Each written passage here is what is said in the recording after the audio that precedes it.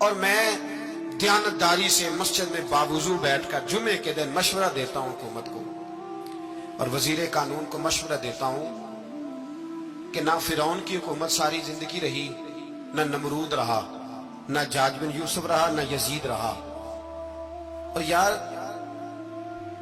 درباری بن کے حکمرانوں کی چاپلوسی کرتے کرتے تم یہاں تک آ گئے ہو کہ اب نبی پاک کی عزت کو آگ ڈالنا شروع کر دیا ہے۔ اور آپ یقین کریں سیاسی جماعتوں کا اتنا برا حال ہے کہ ان کے لیڈر کے بارے میں کوئی بات کرے تو پاگل ہو جاتے ہیں یہ احتجاج کر کر کے، اور اس نے ڈائریکٹ کہہ دیا کہ ختم نبوت کا مسئلہ ہی کوئی نہیں، جو دین کی بنیاد ہے کسی کو پرواہ نہیں۔ مجھے تو ان لوگوں کی فکر ہو رہی ہے جن لوگوں نے انہیں ووٹ دیے ہیں، وہ اللہ کو کیا جواب دیں گے۔ اور یہ اللہ ماشاءاللہ ساری سیاسی جماعتیں اس طرح کی۔ اور میرا وزیر قانون صاحب کو بھی مشورہ ہے کہ زندگی بڑی تھوڑی ہے، بڑی تھوڑی، اللہ سب کو معاف کرتا ہے، اپنے رسول کے غداروں کو معاف نہیں کرتا۔ اور یہاں تمہاری گاڑیوں پہ جھنڈے لگے ہوئے ہیں، وہاں بھی تمہارے جھنڈے لگیں گے، پر اس لیے لگیں گے کہ یہ غدار ہے ناموس رسالت کے، یہ جھنڈے لگیں گے۔ شرم کرو اور ڈر جاؤ، بس کر دو، تمہارے منہ میں اب دانت پورے نہیں رہے۔ کوئی شوگر کا مریض ہے تو کوئی بلڈ پریشر کا، تو کوئی ہارٹ کا، تو کوئی کینسر کا۔ شرم کرو اور اپنی قبر کی بھی تھوڑی سی فکر کرو۔ بتاؤ پاکستان کے کتنے صدر گزرے، وزیر اعظم گزرے، تو ان کی قبریں کہاں ہیں؟ کوئی جاتا ہے ان کی قبروں پہ؟ کسی کو خبر ہے؟ کیوں اپنے لیے جہنم کٹھی کرتے؟ سارا کچھ دنیا داری رہ گئی ہے، سارا کچھ صرف یہی رہ گیا۔ حضرت ابو بکر سردار تھے، حضرت عمر سردار تھے قبیلے، حضرت عثمان سردار تھے، انہوں نے سرداریوں کو ٹھوکر مار کے رسول اللہ کے قدموں میں بیٹھنا پسند کی، سرداریاں چھوڑ کے غلام بن گئے۔ تم سرداریاں بچانے کے لیے رسول اللہ کی غداری کرتے ہو، شرم نہیں آتی؟ اور قوم شکوہ ہے مجھے ان لوگوں سے جو مولوی تو کہہ دیتے ہیں تو سیاست نکار، اور کسی سیاستدان کو منع نہیں کرتے کہ جب تجھے سورت فاتحہ بھی نہیں آتی تو تجھے کس نے اجازت دیا اتنی بڑی بات؟ اور میں نے پچھلے سے پچھلے جمعے بھی کہا تھا، پھر کہتا ہوں اور آن دی ریکارڈ کہتا ہوں، مرزائی کل بھی کافر تھے، آج بھی کافر، اور قیامت تک، اور جو ان کے کفر میں شک کرے وہ بھی، اور پکا بے ایمان ہے، کافر ہے۔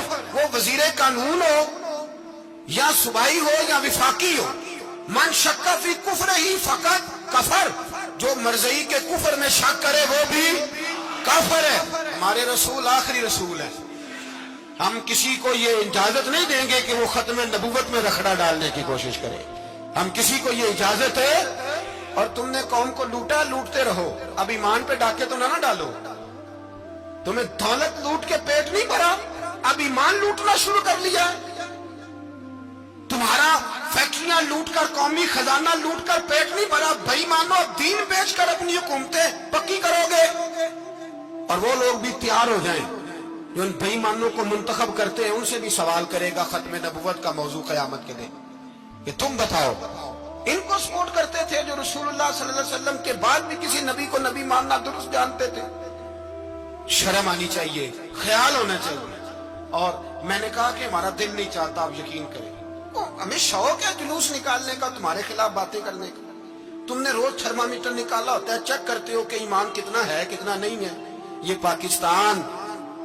یہ پاکستان اگر صوبہ سندھ ہے تو حضرت عبداللہ شاہ غازی کا ہے، اگر بلوچستان ہے تو حضرت بابا عبد الرحمان کا ہے، اور اگر پشاور ہے تو وہ صوفیاء کا ہے، اور اگر یہ دھرتی پنجاب ہے تو یہ داتا علی اجمیری کی ہے، یہ بابا فرید الدین کی ہے۔ اس میں کسی غدار کو قبضہ کرنے کی اجازت بالکل نہیں ملے گی۔ اور ہم وہ لوگ بھی نہیں جو چپ کر کے اندر سوتے رہیں، قوم جو کرتی ہے کرتی رہے، ہمیں پرواہ نہیں، نہ ایسی کوئی بات نہیں۔ کوئی بندہ نہ سمجھے کہ انہیں ہوش نہیں، انہیں پتہ نہیں، ہمیں سارا کچھ ہی آتا ہے۔ پھر اگر کل کو کوئی ممتاز قادری پیدا ہو گیا تو شکوہ نہ کرنا، کل کو کوئی پھر سے عامر چیمہ نکل آیا تو شکایت نہ کرنا، یاد رکھنا۔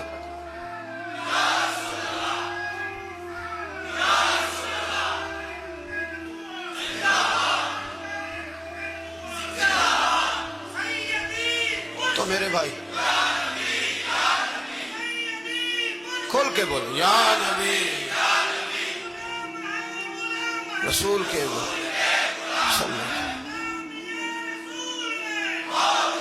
تو یہ مشورہ ہے.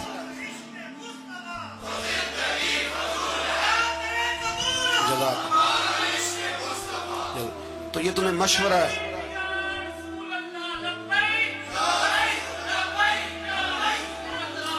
میری بات سنیں، یاد رکھیں، یہ لوگ بعد میں پچھتاتے ہیں، پھر مناظرے کراتے پھرتے ہیں اس نے صحیح کیا کہ غلط کیا، پھر انہیں ہوش آتی ہے بعد میں، پھر ان کے ہواری نکل نکل کے میدانوں میں دلیلیں دیتے ہیں. اس لیے ہمارا مشورہ ہے انہیں کہ یہ اپنی حد میں رہیں، اور جو کام تمہارے ذمہ، میں نے کہا نا تم نے بڑا لوٹا، یہ قوم روز تمہیں موقع دیتی ہے لوٹنے کا، یہ موقع دیتی ہے، تو تم نے دولت لوٹ کے پیٹ نہیں بھرے، اب ایمان لوٹنے کے چکر میں آ گئے ہو. یاد رکھو، مسلمان گناہگار ہیں، غدار نہیں ہے. تمہیں دولت لوٹنے کا تو شاید موقع مل گیا ہے، پر ایمان لوٹنے کا موقع نہیں ملے گا.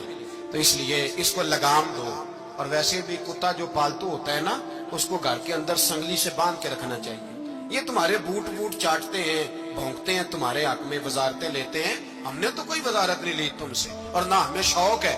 اس لیے کہ ممبری کیا کرنی ہے جس کو ممبر رسول عطا کر دیا جائے؟ اس نے کیا کرنی ہے یہ ممبریاں جس کو پکا پکا ممبر رسول دے دیا جائے؟ تو اس لیے اس سے باہر آؤ. میں نے کہا بڑے بڑے نمرود، فرعون، قارون دفن ہے، تمہارا بھی نام تک نہیں ہوگا، بالکل نام نہیں ہوگا. اس لیے ہمارا مشورہ، اور آپ لوگ بھی آئے نا یہ اگلے سال، تو ان کو کھڑا کر کے پوچھ لینا، اسلامی جمہوریہ پاکستان کا تم نے MPM بننا ہے، پہلا کلمہ ہی صحیح سنا دو. چلو خدا کا واسطہ یہی بتا دو کہ تمہیں نماز بھی ڈھب سے آتی ہے کہ نہیں. اور آپ کی موج ہے، آپ بٹھا لیتے ہیں سر پہ، کیا کرے، سمجھانے والے مفت گناہگار ہو گئے اور بہکانے والے سب تمہارے یار ہو گئے. اس لیے یہ چھیڑتے ہیں جان بوجھ کے. اور پھر جب کوئی ممتاز قادری علیہ رحمہ پیدا ہوتے ہیں، پھر انہیں دشواری ہوتی ہے، پھر ان کا جینا مشکل ہو جاتا ہے. یہ موقع دیتے ہیں، پتہ نہیں کس کے ایجنڈے پہ عمل کر رہے ہیں. میرا سوال یہ ہے، میں نے پچھلے جمعے پھر میرا سوال ہے کہ میں پوچھتا ہوں، اس آدمی کو ضرورت کیا ہے ختم نبوت پر بات کرنے؟ جب امت مسلمہ کے متفق کا فیصلہ ہے کہ مرزائی کافر، اسمبلی نے بل پاس کر دیا کہ مرزائی، ان کو اقلیت قرار دے دیا، اور جب سے وہ اقلیت بنے، نہ ہم نے ان کی عبادت گاہ جلائی، نہ ہم نے ان کو قبروں سے نکالا، نہ ہم نے، بس ٹھیک ہے جیسے عیسائی رہتے ہیں، یہودی سے کس ملک میں رہتے ہیں وہ بھی رہے، اقلیت بن کے رہے، کوئی پر تم انہیں کھینچ کھونچ کے کیوں قریب کرتے ہو؟ تمہارا کیا جرانہ ہے ان کے ساتھ؟ بتاؤ تو صحیح. ان لوگوں سے ان کو چاہیے اپنے منہ میں لگام ڈالیں، اور اگر نہیں ڈالیں گے پھر انشاءاللہ ڈالی جائے گی، اور بڑی تگڑی ڈلے گی، اور پھر ایسی ڈلے گی، ایسی ڈلے گی. سلمان تاثیر جب مرا تھا نا، تو 5-5 لاکھ روپیہ مولویوں کو آفر کی جنازہ پڑھاؤ. 5-5 لاکھ روپیہ چھوٹے چھوٹے مولویوں کو. اور داتا صاحب کی مسجد کے خطیب بھی صوبائی جو تھے، وہ خطیب تھے، ملازم تھے، انہوں نے کہا کہ ایمان نہیں بیچنا، نکالنا نوکری سے تو نکال دو.